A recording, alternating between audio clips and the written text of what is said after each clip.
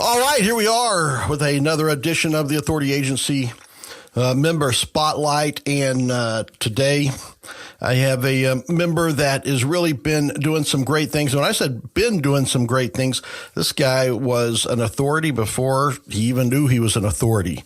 For years and years and years, he kind of practiced the principles without actually having that authority that authority label on it. But I guess once he kind of got into agency and started seeing what we were doing, he was able to kind of piece it all together and really get laser focused on it. So I definitely want to welcome today Mr. Joe Helfer. How you doing, Joel? I'm fine, thank you. It's a pleasure to talk to you today, Jack. Thank you for the opportunity. Well, no one would ever guess that you were from the Chicago area, huh? The accent, the accent. That's what I hear. I can think about as the what is it? The Saturday Night Live doubles. I can hear it. I can hear it in the voice. Well, would people say I'm from Chicago? Yeah, I know that accent well, but people don't think you have an accent. But when I go to other parts of the country, then they say, I like your accent. So I've heard that many times. Well, I'm in Texas, so you definitely have an accent. So let's talk about this. Authority before authority. So you are actually kind of manufacturing your own authority, just kind of, for a long time in different industries, by coming up with these ideas and kind of the same principles of manufacturing authority to then, kind of start the kindling and get the sparks started so that the fire can take hold and then let it happen organically. So I want to jump right into kind of your first experience, the first thing you did that kind of started that kindling with authority.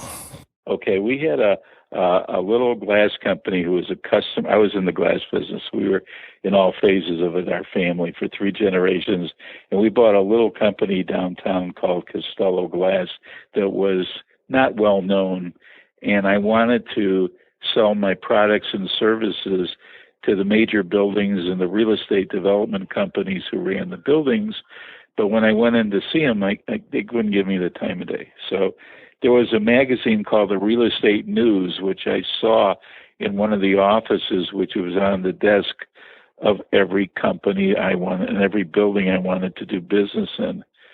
So I put a few classified ads in the back of the magazine just so they would get to know the name. And then after doing it for about a month, I actually called up the editor of the magazine, was a lady, and I said, I'm a customer of yours.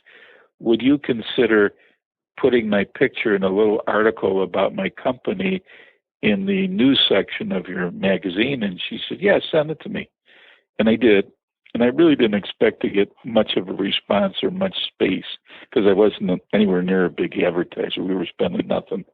And a month later, the magazine comes back. And on the front cover of the magazine, article by Glass executive Joel Helfer on page 27, right on the cover. So I open up to page 27. The whole page is a picture of me and a whole story about my company. Everything I told her, she recited and reprinted word for word.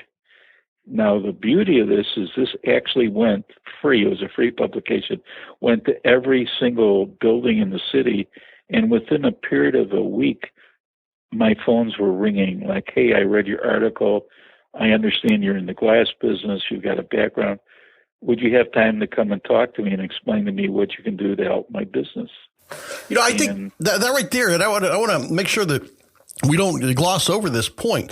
You had been paying for small ads, right? Yeah, I was paying him like $50 a week for a real little ad. Little ad, and that was you were paying for, and when you just went and asked for it, but when they put you inside the magazine as in editorial space and positioned you, because now you weren't an advertiser, you were someone that was a credible, that was worth talking about in their magazine, that cost you nothing.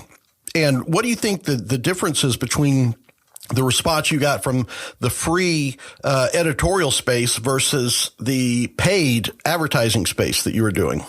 The difference was dramatic.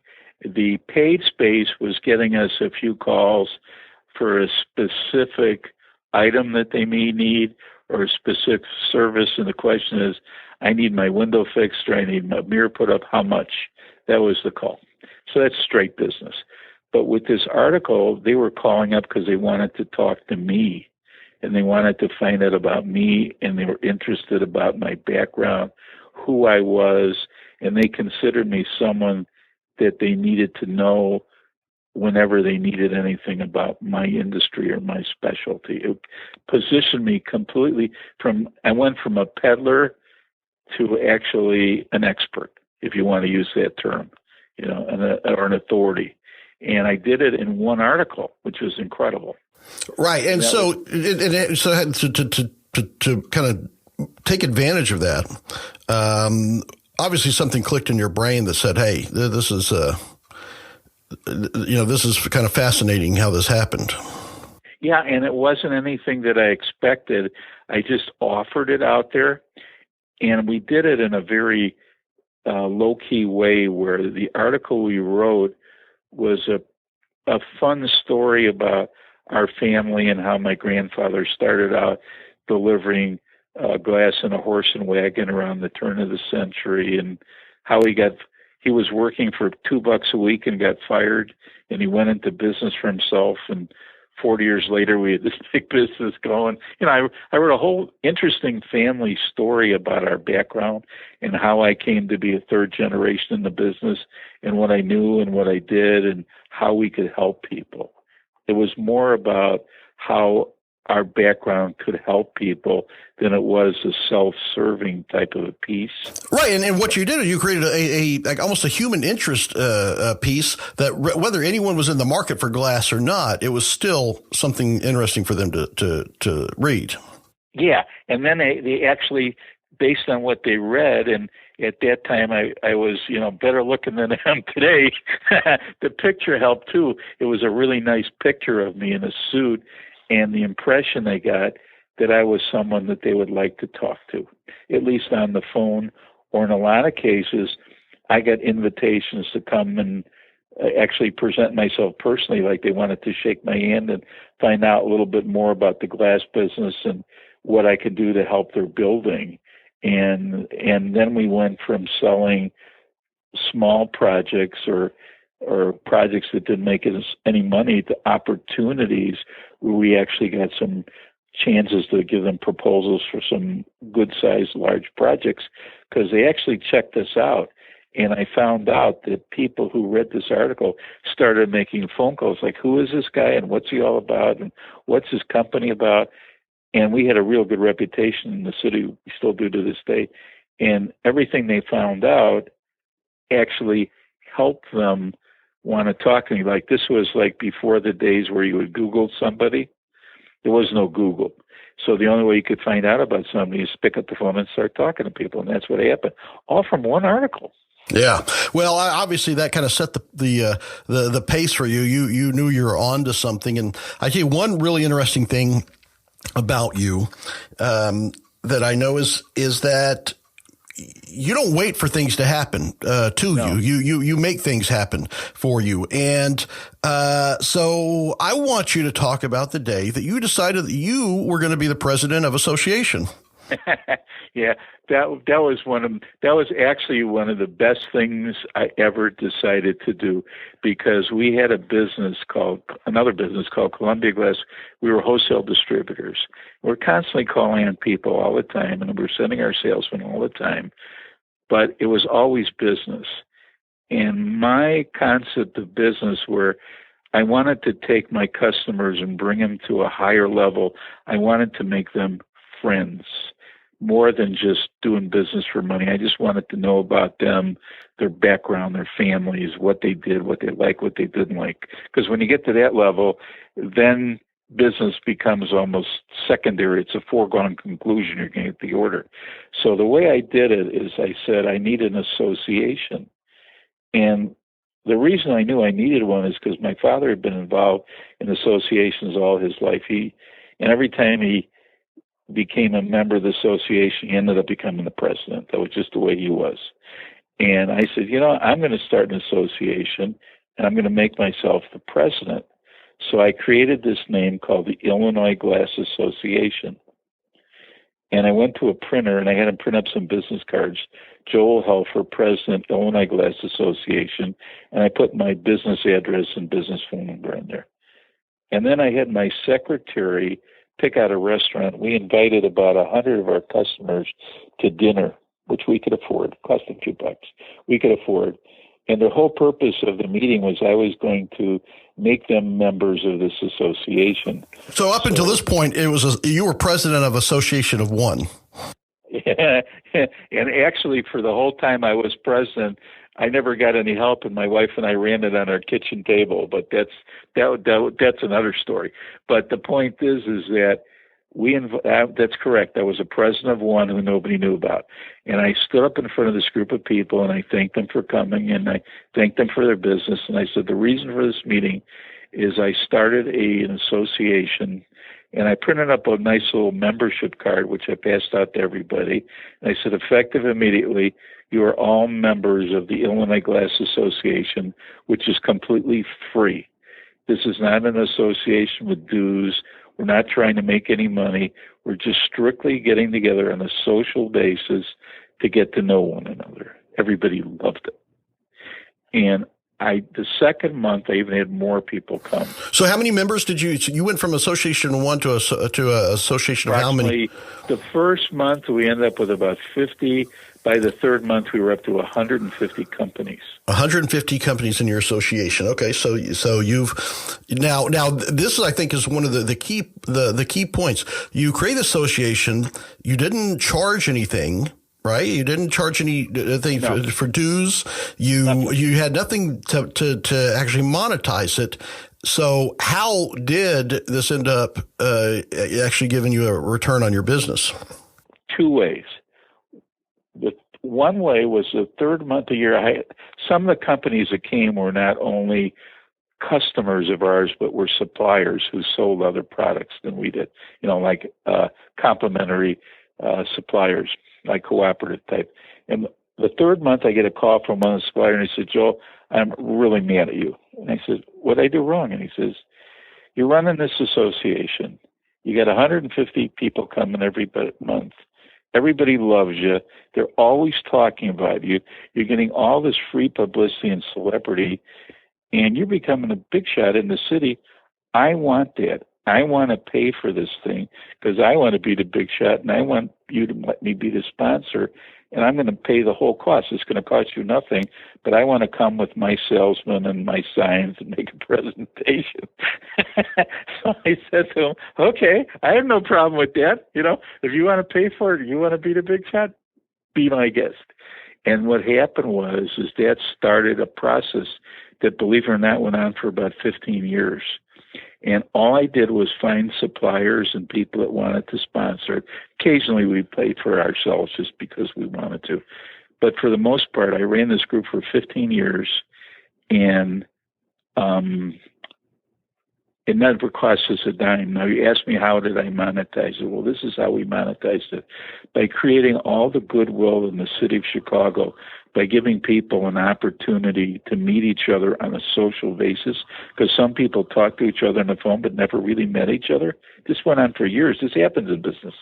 By giving them an opportunity to bring their wives to an annual dinner dance, to give them a night out where they get to meet the people, by giving them an opportunity to go to a golf outing, and where we used to have celebrities come and actually make a presentation. I used to hire retired baseball and football players from the Bears and the Cubs to talk, and they loved that.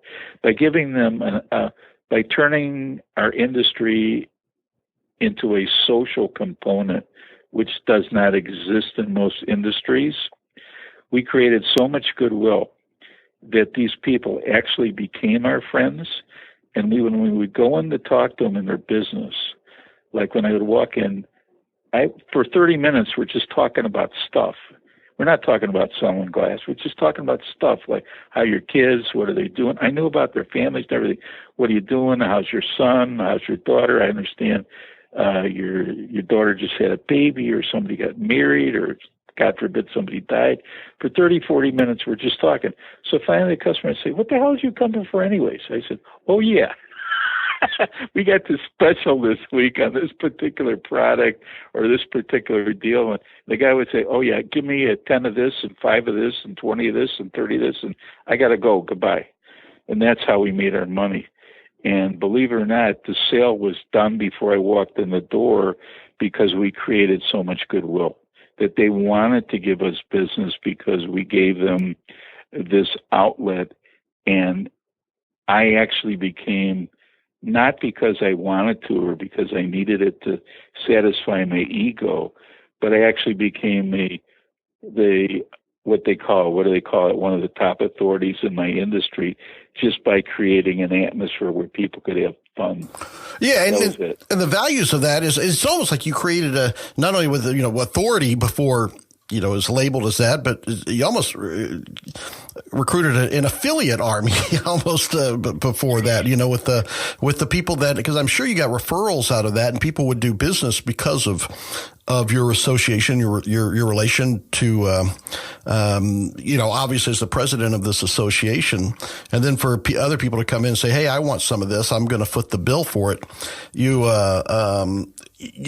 kind of let it happen organically, but to witness it and kind of, I'm sure you saw where the pieces were falling into place and why this was working, and to be able to identify that. Well, I knew how to take advantage of it but I was just amazed that it had a life of its own. Almost like if you kick this up to modern day, sometimes when you write a post on Facebook, nothing happens, right? But every once in a while, you'll write a post where you get like 50 responses and people start talking, and it takes on a life of its own. And that's exactly what happened in real life. I never in my wildest imagination ever thought this was going to happen. And it became fun. And the hard part was to keep it going because everybody wanted to be a member of this particular group, but nobody wanted to do anything. So God bless my wife and my kids and a few of my employees. We actually had to do all the work, to keep sending out the invitations and setting up the events and all. There was some work involved, but it was worth every penny. And then when we ran the golf outings, I used to have, one of my guys in his truck deliver all the stuff out to the golf outing, the sign, get everything else set up. Like you run any event, there's a certain amount of work to it. But it was well worth it because the results were outstanding. It took us away from being what I would call a salesman or a peddler, like somebody just coming in to try to sell you something, like the famous expression on the internet marketing, buy my stuff. We no longer were that way anymore. We really became a friend, way above even trusted friend. We just became friends. Yeah. And if you ever get to that level in business, you're automatically going to get the sale. Then it's just maybe a matter of, well, your price is a little high, or I can't afford this, or I can't afford that. But they're going to give you the business. Yeah, and it no longer becomes a matter of price. They're doing business with you oftentimes, even if you are more expensive, because they want to do business with you. And I think one of the things that you've demonstrated over time is that it takes conversations. I mean, obviously things happen based on conversations, and you are not afraid to get in front of people and talk, and not necessarily feel that you have to go and do a sales pitch to everyone that you talk to, but you get out there and have conversations that, turn into business, obviously. So if we move, fast forward to, when you discovered authority marketing, when you kind of became a member of authority agency and started recognizing, hey, these are things I've been doing for several years. And then, so, what happened then to once you recognized and you started thinking about, oh, okay, I can put this label on it and start doing things maybe a little bit more purposefully, although you really seem to have a strategy down. So how did you actually go from actually walking the walk and doing the things that authorities do,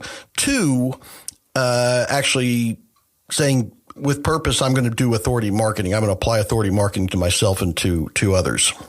Well, the first thing I did was listen to your teachings that you and Brian Horn have created, which are outstanding, because you've actually been able to quantify and put this in a system that's easy to understand. So I have to thank you for that. That's the first thing you did. And then I actually do what I heard. I actually worked. I actually implemented. I created a little platform. One of the first things I did was I built up my LinkedIn profile.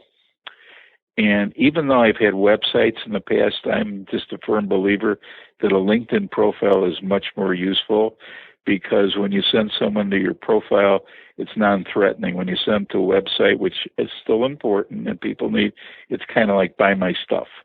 So first thing I do is I send people to my profile, and then I put some authority trust triggers on there. Like I got myself on, I sent out some articles, and I got myself on, ABC, CBS, NBC, and that stuff. I was involved through this wonderful group in a multi-authored book and became part of the #1 best-selling book on Amazon, which is really cool. So I use that. Then I wrote 3 articles on Pulse, and I was lucky because whatever I wrote, people resonated with, and these 3 articles got me almost 75,000 views. People actually read this stuff, and I got comments. So between my LinkedIn profile, between the multi-authored book that I had a chapter in, which got me a best-selling designation, and these articles, people started to look at me, and I started to get all these comments. Then I went one step further. I took all this stuff, and people I wanted to connect with, I used Facebook private messaging, because I figured out that when you send a post out on Facebook or you send them an email, people sometimes look at it, sometimes don't. But when you send people a private message, and, in the corner of Facebook, you get that little 1, over the private message, I was getting like about 80 or 90% response. Every time I would send out a private message, I get an answer. And we start talking back and forth. And instead of talking to people on the phone, which I love to do, this was my modern way of accomplishing the same thing, is talking to people back and forth through private messaging. And then I would kind of give them a link like, hey, here's my LinkedIn profile, check this out, or here's an article I wrote, or here's something about me which you might find interesting. And it started to build my profile. Plus, I repeatedly would comment on Facebook on other people's good fortune, on things that were going on. I was part of all the good activities in authority agency, so people started to get to know me. And one thing led to another, and I actually got opportunities to be interviewed on webinars. Ted Protomu, who became a friend of mine, he's a LinkedIn expert, and he just wrote his 2nd book for Entrepreneur Press. And he gave me two full pages in his book as a case study, which is another authority bit for the platform. All this stuff, like, it started building on itself. It became organic. It took on a life of its own, all because I just decided to do what you said. Well, yeah, and that's the whole principles behind it. Is like we, said, earlier. It's about creating the kindling, starting the spark that will allow this to grow organically. But you never would have got this organic piece of it if you hadn't have actually put in the effort and the commitment to build the that at least that beginning piece. That's the one thing that is overlooked by a lot of people. It just doesn't happen.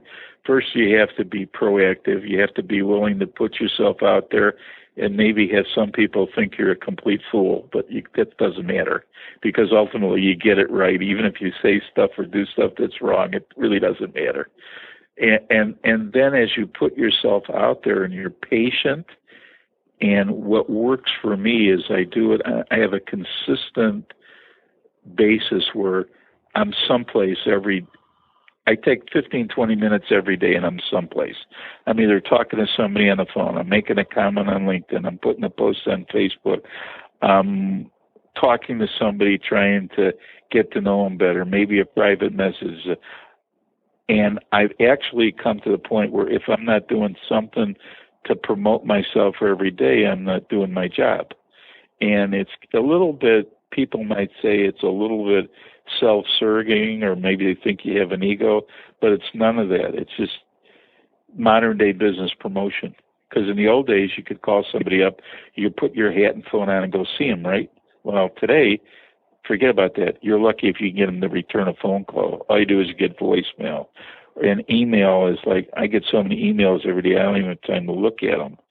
But this system you have of writing articles and providing good information, like you talk about being an educator and an advocate, I've taken that to full heart, and I try to do that. And I very rarely tell people, well, buy my stuff, or this is how I make money. I just give as much good information as I can come up with, or what, based on my experience, and it works. And as a matter of fact, you asked me before what it led to, and all this actually led when a live radio station in Chicago, 560, actually ended up reading one of my articles. I don't even know how this guy got to it, right? But I figured if 75,000 people read what I wrote, somebody had to say something, right? So he gets to it, and I get a call one day, and he says to me, he says, "Are you Joel Helfer?" And he says, "Yeah." He says, "You wrote this article?" I said, "Yeah." He said, "I read it and I liked it." I said, "Thanks." And he says, "I checked out your background." And he says, "Not only did I look at LinkedIn profile, but Google, and I actually called some people who knew about you and your background in the glass business." And I was like shocked. He knew all about me, right? Because I made it easy for him to find out about me. That's the whole business of authority marketing. I actually made it easy for him to find out about me. So it worked. And then he says to me, "You're exactly the guy I'm looking for." He said, "How would you like to help me fill radio slots? And I'm going to give you a title. I'm going to make you the radio show producer." And I go, "Oh, this is really good." And I says, "What do I have to do?" He said, "You just have to help me with your contacts, get people to come talk on the radio. That's it. You don't have to do nothing else." So I jumped at it, because now that I call myself a radio show producer, now to take my authority and put it to a whole other level. You know, I'm not a podcast guy. I'm not an internet marketer. I'm not selling seminars. I'm not trying to get you to go to California and spend thousands of dollars for a 3-day show. I'm none of that stuff. I'm a real live radio show producer on live radio. And it's like only thing I'm going to tell you about, I'm not going to go into the details about it because I can't, but it's like putting candy in front of kids on Halloween. Oh, yeah, absolutely. And that is remarkable. And all this, can you believe all of this happened, Jack? All because I decided to first enroll in your program of authority agency, and even, whatever stuff you buy, or whatever stuff you do put out, I buy it, and I try to absorb it, and I try to use it based on my own experience in order to stand out a little bit from the crowd. It really works. As a matter of fact, it works so much better than I thought. This is really funny. Now that this is really cracky up. Now that I get this title of being a radio show producer, which is a real title, I actually have the position. It's not contrived like the president of the Illinois Glass Association. This is real. And there's a real radio station and people behind it. I get a call from a lady who runs a PR firm. She's a professional PR firm. And she says to me, "I understand you do authority marketing and you help this radio station." This is like a week after I get this opportunity. And I said, "Yeah." I said, "What can I do for you?" She says, "Well, we have a professional public relations firms, and most of our clients are high-end clients, but about 10 or 15% of our clients can't afford our monthly fees. They start at like $3,500 or $4,000 a month for public relations to get you in the Tribune, the Chicago Sun-Times, Crane Chicago Business, Chicago Magazine, on the radio, on TV, all this stuff in Chicago. She says, and I don't want to lose this 10 or 15% of clients who we could service but can't afford us. And she said, would you be interested in creating authority marketing pieces for these clients in a package as a back end? You work for me now. I would do all the promotion, but you have to give me like opportunities for them to have a LinkedIn profile, get articles on Pulse, get a video on YouTube, or whatever other authority marketing we decide to do, and I want you to go work for me. You believe this? That's fantastic. And what an evolution, in 12 months or so, about 12 months. Less than 12 months. How about 6 months? 6 months. Okay. Yeah. 6 months to evolve from, the Glass King of Chicago, right? To having just a super, effective, and what you're doing on LinkedIn, to getting the exposure through that, to becoming a radio producer, to having a high-end PR firm wanting you to fulfill authority marketing for them. And it really is all because you took the action and did the first step to get it out there. And I think that is just remarkable stuff and truly inspirational, I think, to a lot of people. And I think, you're definitely someone that, people should look to for inspiration and to see how it's done just by taking that movement and taking that action and moving forward. Well, I thank you for those kind comments, but I don't feel that I can take full credit for this. I think a lot of it's just luck. But you know what? You don't get the luck if you don't go out there and let the luck happen. That's the harder I work, the luckier I get. Isn't that what people say? It's true. It absolutely is. So, Joel, how can people find out more about you and what you're doing? Connect with you on LinkedIn and see you in action. Well, the best way is my LinkedIn profile. You just type in my name, Joel Helfer, and my name will come up. Or if you Google me, I have now created like a page and a half of stuff on Google, which, believe it or not, starts out with my LinkedIn profile. Google always puts that at the top. And then it shows articles I've written. It shows background about me.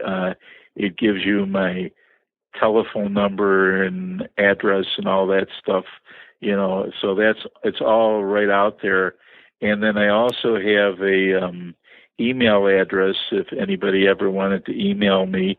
It's the initial J Helfer, just like it sounds, my name, J Helfer 217@gmail.com. And I even have a telephone scheduling system, but anybody who listens to this call, I would prefer to just have them pick up my numbers published all over the place. As a matter of fact, if you go to my LinkedIn profile and see exactly how I do it, my telephone number is prominently displayed in the heading, because I believe that that's real valuable real estate. And something that's helped me is the top of my LinkedIn profile is like a billboard. And I've got my picture there with some trust triggers, a copy of the book that I published. I make sure that they know I'm a #1 best-selling Amazon author, and also my phone number just hits you right in the face. Yeah. And if they do nothing else, if they look at nothing else in my profile, which actually they do, it's a good way of promoting yourself. And it's completely, it's not free, because it costs $39 a month for a premium account on LinkedIn, but that's the cheapest $39 I ever spent in my life. Well, fantastic. I certainly appreciate you coming on and sharing this with everyone. And it's something, I just love hearing stories like this and seeing how people evolve. And it's definitely something I'm going to keep track of and keep watching what you are doing. So, but thank you so much for coming on and being an inspiration for people. I really appreciate the opportunity. And the only thing I can say in conclusion is that anybody who has the opportunity to listen and learn from you and Brian Horn should take advantage of it because it pays off. Well, I certainly appreciate it, Joel. Definitely. So, folks, there you have it. Joel Helfer, you need to check him out and see what this guy is doing because he is really a poster child, I think, for taking action and letting things happen and making things happen. So, until next time on our next Authority Agency Spotlight, remember, you are the only real game changer.